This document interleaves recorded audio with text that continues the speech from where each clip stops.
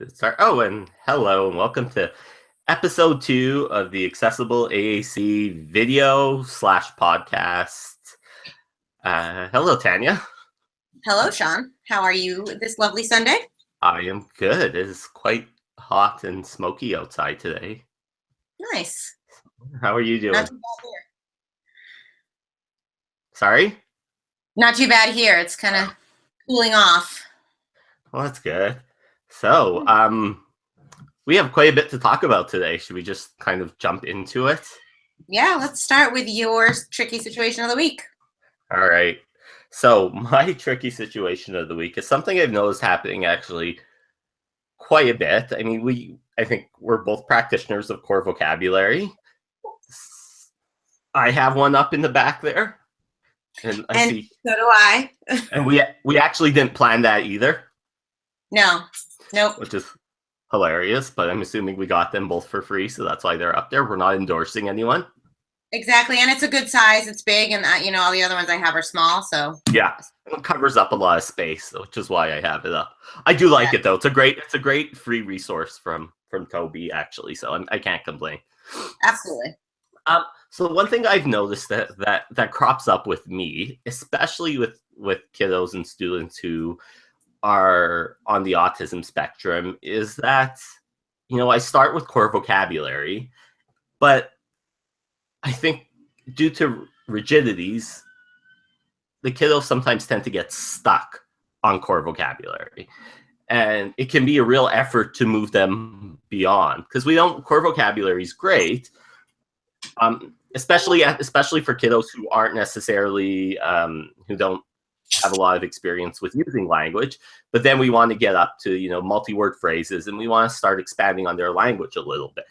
And what I run into sometimes is, especially once the kiddos realize that, their wants and needs and what they want can be met by just saying want or more or go or something like that. And then it can be quite difficult to get them to that next level, whether that be that next level of language or whether it be, expanding and using new vocabulary. Yes. That's something you've ever run into? Yes, all the time. I do find it to be a great challenge with a lot of my kids. And again, a lot of those kids on the autism spectrum. Okay, so what do I do? Tell me.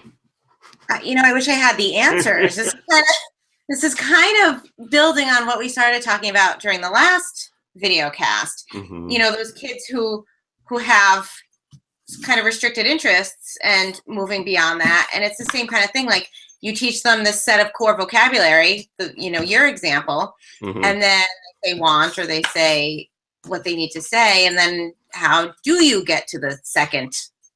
Mm-hmm. I think I have, it's interesting when I first started really focusing on, I'm sorry, my dogs are. It's okay. When I first started really focusing on AAC, I was all about core and, have to use core. And I think, at the neglect of some fringe. Mm-hmm.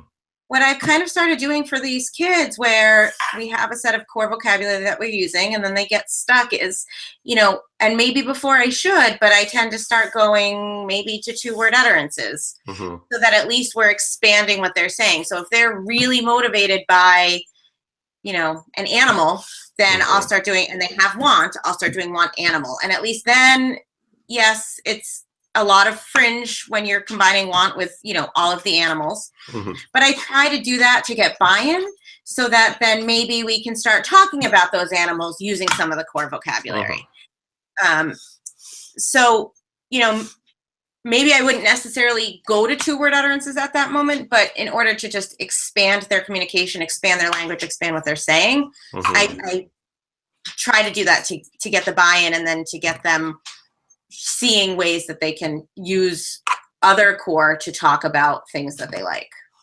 Yeah, I think whenever I've had success, it's been doing something similar to that. I think that's kind of all, yeah. And I feel like you've told me that in the past as well.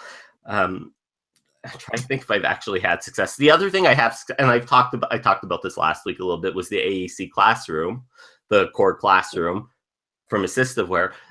I have had success with that a little bit, just because that gives you so many different ideas and has so many different resources in there and things to do. So that's definitely been something that I think I've done. Another thing that I have had success when they are interested in it, and we'll talk about this a little bit later, but is books, using books. Just because there are so many, books. It's endless what you can do with a book and what you can pick up from a book. But yeah, it's definitely something I think any of us who work with kiddos, especially on the spectrum, have to deal with, is that those rigidities and how we can kind of break through in those areas. Yeah, absolutely. And I think too, it gets harder. I think, those core vocabulary words that I think we probably often start with are ones that are easy to have staff carry over. And so you're getting lots of practice throughout the day. But then when you're trying to expand that, sometimes they don't lend themselves as much to just walking down the hallway or, just getting a toy or something like that. And so then I find that, you need to contrive those situations a little bit more, still naturalistically. And then it's with the rigidity and the you know what I'm saying? Restricted interests. Yeah. Issues. Trying to get them to buy into engaging in what you're doing to expand their vocabulary is also a challenge. For sure. And we were chatting a little bit before we went on the air about something in a similar vein that you felt kind of crops up as well when working with core. Do you want to expand on that a little bit? Yeah, I think, again, taking the child's lead and trying to work with what their interests are, there's definitely a lot of core that we can use. Maybe I have things in a bag and they need to tell me they want to get something, or maybe I'm holding something they want and we're working on having them tell me to give it to them, or we're working on go to turn something on, or, I have a bag of wind-ups and, every time they want another one, we work on different. And what I found is that all of those are essentially getting the child something. So they're all resulting in the child getting something. And I find that I think I need to change the way that I teach it, because now it's just being overgeneralized. So I don't, they're not really differentiating between go and get and give. They'll just kind of use one and it makes something happen. So maybe those are all a little too similar to be working on. But at the same time, I find that they're the ones that get the kids using it because it ultimately reinforces them in a naturalistic way. Same thing with more. I have a parent of a private student I just started working with, and she was telling me she's been trying to get the little girl to communicate symbolically. Right now she's using gestures, vocalizations, that kind of thing. And on her own, she started teaching the sign for more. And then she started teaching go. And what she found is that essentially they both made something happen for her. And so the little girl just started using go and stopped using more and didn't really know when to use go versus more. Yeah. So I think, that it gets a little bit challenging to really hone in on the differences between those words. Yeah, and I think they're kind of can sometimes, that's where somewhat of a problem with core can be, is because, it's not fringe, so it's nothing that's concrete, or it's all kind of abstract, right? Right. I mean, you have eat, which gives you food. Yeah. Which gives you a drink. So, that's results in something pretty concrete. But the more you try to expand, especially once you get into like more and go and those things, and you want them to be applicable to a wide variety of things and situations, but then it does become a little bit abstract, and it can be difficult to get over that, to get rid of that overgeneralization. And I guess what I find helps during those situations is, that's maybe when it's time to start focusing on multi-word utterances, like you mentioned before. So instead of just go, pair go specifically with something, right? So pair it specifically with where they're going, or the car is going, or car go. And same thing with more apple, or more banana, or more car, or more ball, whatever it might be, to kind of show that, well, more can still be paired with these things. Right. Yeah, So exactly. And that, the little girl we talked about last week who likes to color, ultimately one of the things I had been doing was doing get green, yeah, get blue, get marker, get paper, give, that kind of thing, yeah, to at least expand what she was doing. for sure. So if anyone, when we talk about these tricky situations, if anyone has any other ideas or thoughts on it, please feel free to leave in the comments below. I think that's how people do it on YouTube. You leave it in the comments below, and we'll definitely get some sort of interaction going if you have any other thoughts based on our tricky situations, because we're bringing these up because we'd love to hear more ideas. Absolutely. I think this, as we talked about, this is a place where we can all learn from each other, and we certainly don't know it all. So we would love any feedback and input, or share your tricky situations as well. Yeah, for sure. That would be awesome. Terrific. All right. So how about our therapy activities for this episode? I'm going to keep it very kind of broad and boring, but I feel like all I've been doing lately is just been using books. Books are great. Whether it's in a school or whether it's my private kids, I haven't even been bothering bringing very many materials, and I've just been doing books. And the great things, we mentioned books, and the great thing about books is you can hit pretty much any motivation there is. The repetitiveness of books are astounding, especially for young kids, but even for older kids who have, again, restricted interests. You can find a book that's based on that, where you can't always find a specific material or a toy, which is why I like books. I also like books, for the literacy aspect, because I think something, especially, it's starting to come out more and more, but I feel like where AAC can lag behind a little bit is in teaching literacy. And it's something I'm definitely seeing more and more of, which makes me happy. But we still need to do more and more of it. We need to definitely teach, spelling and reading, and not just ignore those because they're on a communication device. And the nice thing about books is, obviously, you have words and letters there. And books I like to pick up. I always like to pick out books that I'm using. If it's with a younger kid that has bright and vibrant text, or text that's in exciting ways. I saw Laura Justice talk once, and that's what she kind of focused on. That's what she focuses a lot of her research on, is kind of making text pop out and stand out. For older kids, obviously, who might have a book on something from the curriculum, it's not going to be like that. But I like using books like that. The other way I primarily use books these days for the purpose of AAC is for the impact model. And we won't get a ton into that. But what impact is, it uses AAC, so typically low tech, but you can program on devices and stuff, to model specific vocabulary from the book.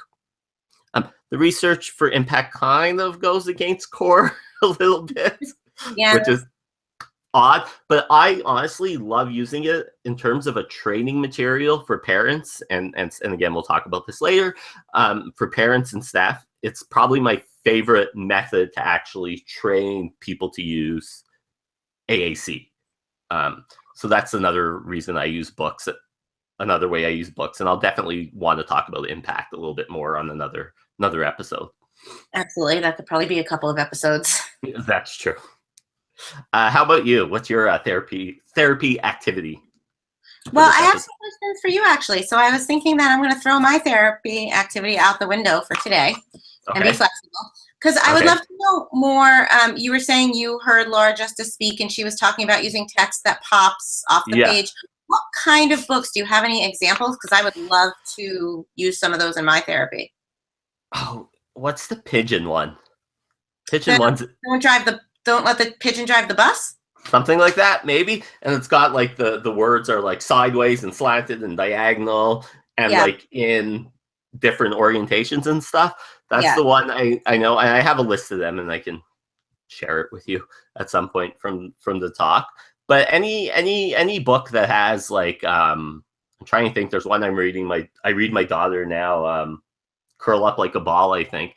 And it's about like a little hedgehog or thing, and it does all sorts of things with its body.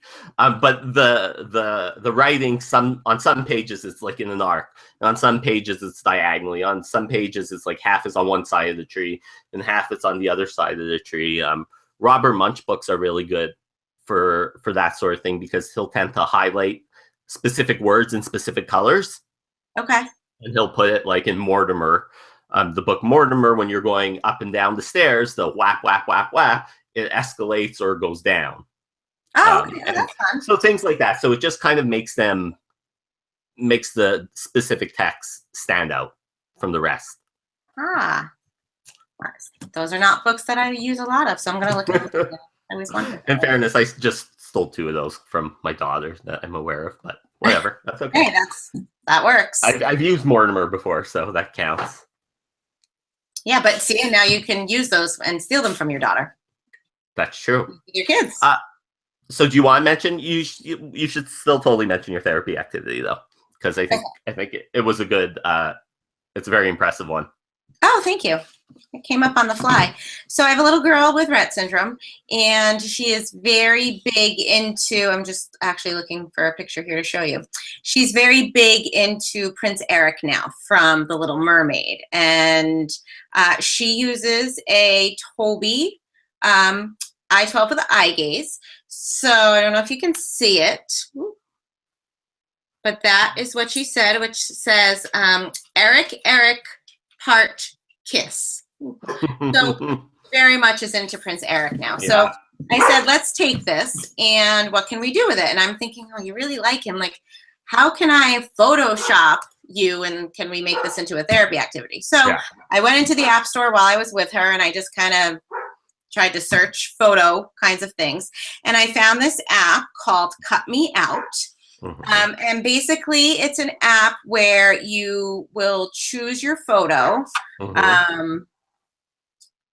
Let's see. So you go in, I'll try to show you. So you can go in, choose your photo. So Ariel's one of the ones I used. Then it says, just draw a line to crop.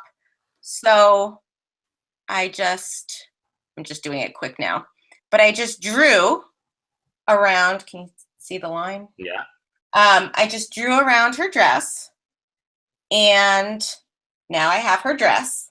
Neato. So then I got Ava's picture and I put Ava's picture in here and I cropped that and put, used her head, and then I got a picture of Eric, and it also allows you to choose a background. So Ava and I chose, talked about which Little Mermaid background we should use. Should we use the sea? Should we use the castle? We used her device to talk about those kinds of things.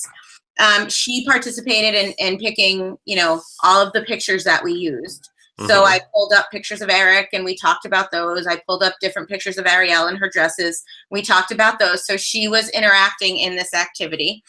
And then we were able to have a finished product that I then used her alternative pencil to have her write about.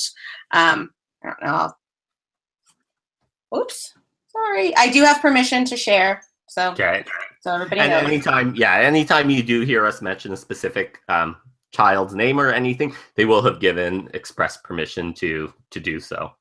Absolutely. So this is the finished product of That's so cool. And Eric in front of the castle. So this was really fun and she was really into it. And, it allows you to save it to your camera roll. So then referring back to the literacy piece, we used her alternative pencil to write about it. And right now she's at the scribbling stage. So, I just wrote down on a whiteboard what she told me and then, gave her feedback about the letters that she chose and that kind of thing. And it was very cool because the next time we did that, her writing was K-I, all on her own. And we had been talking about Eric and Kiss the Girl, and she had in her talker. So it was really fun. That's awesome. That's terrific. Thank you for that story.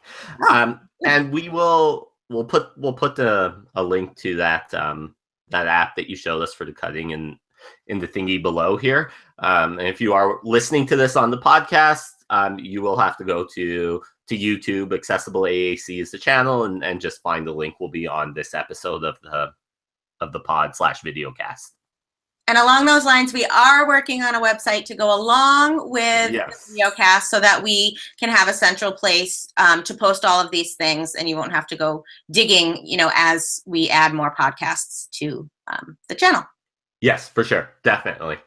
All right. So our last discussion point that we're going to talk about today is something that we talked about last week a little bit, and we figured we could spend a little bit more time on that. And that is basically getting people going for the new school year, getting things going, getting the whole training piece going at the beginning of the year, which is a terribly, terribly busy year, not just for therapists, but especially for teachers and aides and consultants and special ed teachers, anyone you can think of who works with kids at this time of year in early September is absolutely swamped with everything. Yes. So my number one thing, well, it's serious and not serious, but my number one thing is to bribe people with goodies and things. I always will use some sort of food to get people's attention this time of year to at least get them in the door.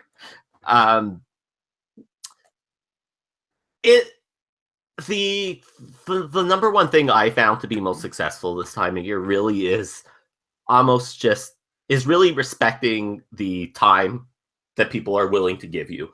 And whether you can, and I'm always, whenever I invite people to a training or any kind of workshop at this time of year, I'm very cognizant of their time and really throw it out to them and really put the ball in their court and really are like, okay, how much time can you give me? I know how busy you are. I know that you have all these things to do. I would like a little bit of your time for you and your staff or for whoever it might be. How much time can you give me? If you can give me a half hour or an hour, that would be terrific. But I understand if you can only give me 10 minutes, and I will tailor it to that time. Mm-hmm. Or, if it's something where I definitely do need a half hour, if I have to do 3 10-minute chunks, that's what I'll do. Mm-hmm. So my number one strategy for these situations really is to just really be respectful of whoever I'm working with and being respectful of their time. Yeah, I think that's a great way to go about it. It's really and food. And food. And well, food always works. Food gets anybody, as long as it's good food. Yeah. Yeah, go ahead. Yeah, no, I think we have to be respectful of people's time because it is so crazy. I try, not so successfully, to go into what they're doing with the child so they don't have to take any time away from what they're doing. Of course, with what I need to do at the beginning of the year, that hasn't worked as much as I've wanted it to. I think also I do a lot of sharing, the Google Docs. So, these are the words we're going to work on. Here's how you get there. So I use, for example, most of the kids in the school that I'm an employee in use touch chat. Mm-hmm. So I'll use Chat Editor to make the sequence and kind of show them how to get to the words that we're targeting for that month. And obviously it's not the same as in person, but, I try to support them in that way if I can, so that it doesn't take too much out of their time because it is so limited. Yeah, I think that's one thing I'm really. Oh, I'm hearing an echo here. Sorry. Apologies. That's one thing I'm really trying to do more of this year is more of that digital sharing and more of that like Google Docs and whatever Padlet, whatever else is out there that can really improve. That can really improve the way information is accessed. I think that's definitely a big one, and sharing goals and strategies and targets that way, I think would definitely be a big help. You mentioned this a little bit. Another big thing for this time of year, more than any time, it is using hands-on and like you said, showing with the student the strategies with the specific student as much as possible. Again, it can be difficult because I might just be concerned about one student, but the teacher's concerned about 20 students. right? So that can make it difficult, but as much as possible, to show that hands-on and how we're going to elicit and how we're going to do the modeling or whatever it might be directly with the student. Right. Yeah, as much as time allows. Yeah. Everybody has limitations. So it's, there's the ideal world, and I always say this to staff. There's what happens ideally, and then there's what's realistic, And so this is ideal, but ideal rarely happens. So let's be realistic about this and see what we can do with what time we have. For sure. Did you have anything else you want to talk about for this? I do not. Do you? No. I think those are kind of the two main strategies, along with what you were talking about, that I think are good ideas for this time of year. I feel like my toolbox kind of changes as the year goes on, and as once we get into like IPP season and that sort of thing, things drastically change, and then we have a whole other set of things to worry about. But for now, those are kind of the main things that I try and do when working with others. Yep. So anything else to say before we sign off on episode 2? Episode 2. We did it. All right. So episode 3, I think, hope nothing falls through, but I hope we will have a very special guest, so it just won't be us. We'll keep that as a surprise for everyone. Otherwise, you'll be very disappointed to come back and it'll just be us. But for that, I'm Sean. I'm Tanya. And join us next time.